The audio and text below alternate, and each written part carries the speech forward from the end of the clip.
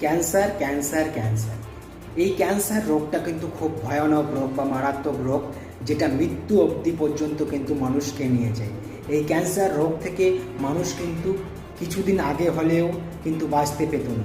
যারা বাঁচতে পেত তারা রিচ পিপল বা তারা ধনী ব্যক্তি, তারা বিভিন্ন বড় বড় হসপিটালে কিন্তু তারা চিকিৎসা করাতো এবং কিছুটা পরিমাণে তারা সুস্থ হতো।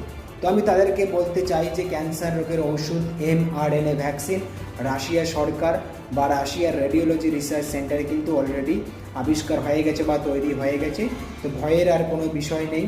রাশিয়া সরকার এটাও জানিয়ে দিয়েছে যে ক্যান্সার রোগের ভ্যাকসিন mRNA তাদের দেশে বিনামূল্যে প্রদান করা হবে এবং আমরা আশা করি আমাদের দেশেরও সরকার সেই রাশিয়া থেকে ক্যান্সার রোগের ভ্যাকসিন mRNA এনে আমাদের দেশেরও কিন্তু সেই সমস্ত লোকগুলোকে প্রদান করুক যে সমস্ত লোকগুলো ক্যান্সার রোগে আক্রান্ত